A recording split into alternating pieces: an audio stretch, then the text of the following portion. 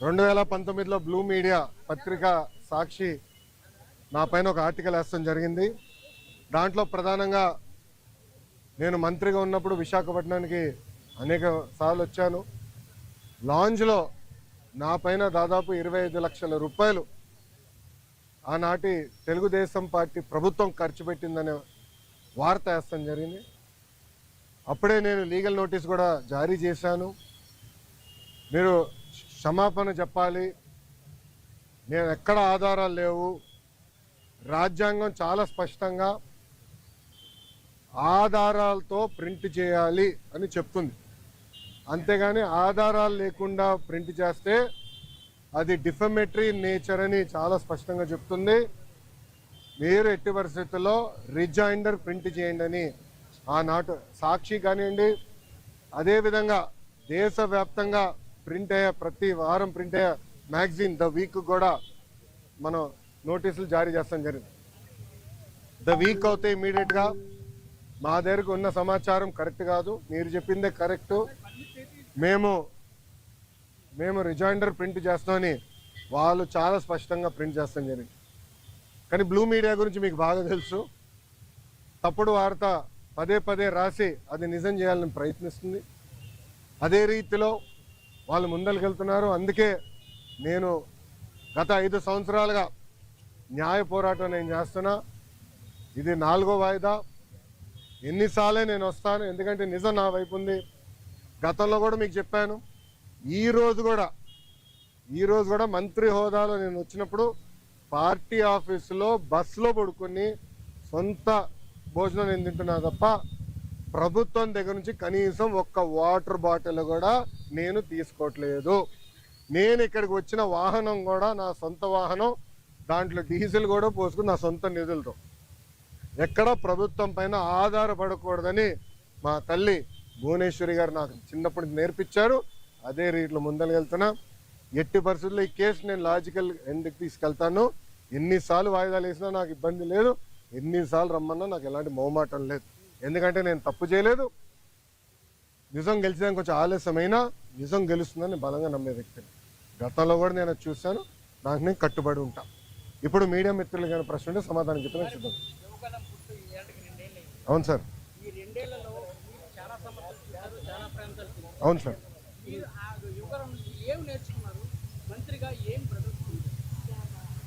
అన్న, నేను స్టాన్ఫర్డ్లో ఎంబీఏ చేశా.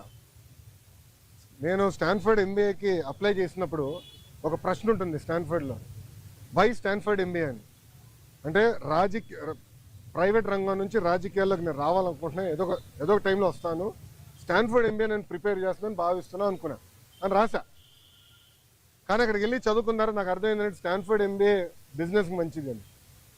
పాదయాత్ర రాజకీయాల్లో ఒక ఎంబీఏ లాంటిది. ఎందుకంటే ప్రజలకి దగ్గర ఉంటాం, నిరంతరం ప్రజల సమస్యలు తెలుసుకునేవాడిని. సో ఇప్పుడు ఎవరన్నా నాకు అర్జీ ఇచ్చినా, నన్ను ఎవరన్నా కలిసినా, ఒక మెసేజ్ నాకు వచ్చినా, తన వెనకాల ఎంత కష్టం ఉందో నాకు ఇప్పుడు అర్థం చేసుకోగలుగుతాను. సో యువగలం పాదయాత్రలో కూడా నేను అనేక హామీలు ఇచ్చాను. ఒక్కొక్క హామీ నిలబెట్టుకుంటూ వెళ్తున్నాను. ఇచ్చిన ప్రతి హామీ నేను నిలబెట్టుకున్నాను, దాంట్లో ఎలాంటి సందేహం లేదు. రెండోది, యువగలం పాదయాత్ర అయిన తర్వాత నిరంతరం ప్రజల్లో ఉండాలని నా కోరిక. సో అమరావతిలో కూడా, ఎందుకంటే నాకు మంత్రిగా నాకు బాధ్యతలు ఉంటే కనుక నేను ప్రజల్లో ఉండాలంటే నిరంతరం ప్రజల్ని కలవాలని ప్రజా దర్బారు పెట్టుకున్నా. ఇక్కడ కూడా మీరు చూస్తే వైజాగ్ వచ్చి మీరే ఉన్నారు, కోర్టు కొంచెం లేట్ అవుతుందని పరిగెత్తుకుంటూ వచ్చే తప్ప మళ్ళీ ఇప్పుడు వెనక్కి అక్కడికి వెళ్తున్నా, పార్టీ హౌస్కి వెళ్తున్నా, ప్రజల దగ్గర అర్జీలు తీసుకుంటున్నా, వాళ్ళ సమస్యలు పరిష్కరించే మార్గం నేను ఎత్తుకుతాను. ఆల్రెడీ మేము రాసుకున్నాము, అది సంబంధించిన మంత్రులందరి దగ్గర పంపించాను. ఆర్థిక శాఖ మంత్రి కేశవ్ అన్న కూడా చర్చించాను. దానికోసం ప్రత్యేక నిధులు కూడా ఆయన కేటాయిస్తానని నాకు హామీ ఇచ్చారు. వచ్చే బడ్జెట్లో అది ఉంటుంది.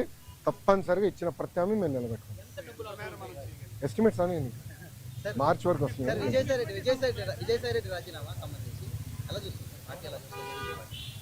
ఏ పార్టీ? వైకాపానా తెలుగుదేశం పార్టీ.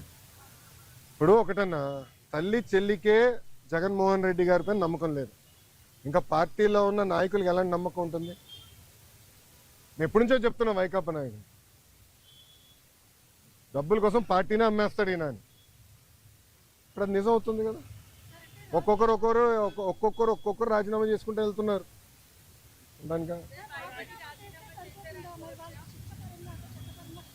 నేను శిక్ష పడదని నేను ఎక్కడ అన్నాను తల్లి?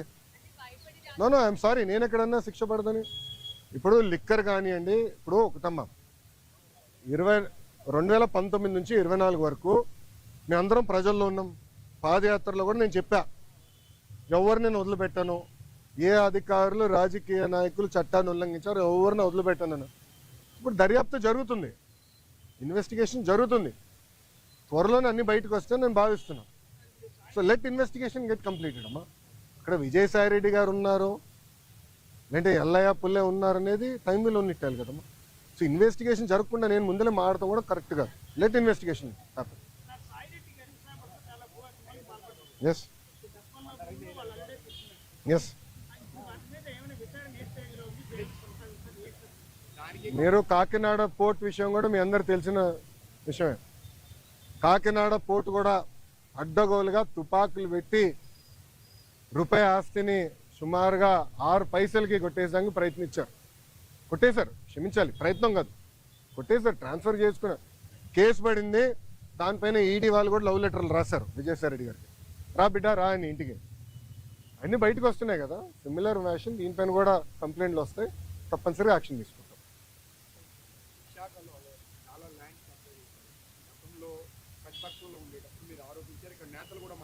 అవునండి.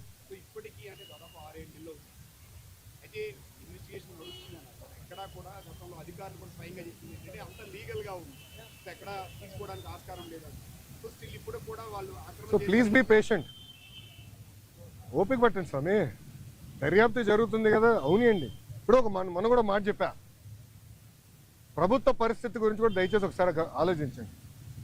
గత ప్రభుత్వం చేసిన అవినీతులు అన్నిటిపైన ఒకేసారి నేను దర్యాప్తు చేయాలంటే ఇంకా లా అండ్ ఆర్డర్కి పోలీసులు మిగలరమ్మా.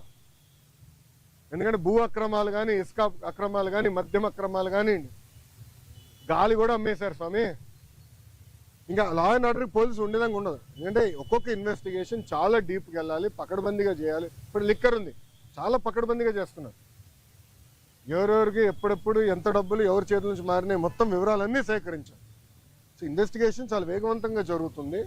ఒక్కొక్కటి చేయనివ్వండి, అన్నీ ఒకేసారి చేసే కెపాసిటీ మటుకు ప్రభుత్వానికి ఉండదు. ఎందుకంటే గతంలో అన్ని అక్రమాలు జరిగినాయి. నేను కూడా దీనిపైన చాలా స్పష్టంగా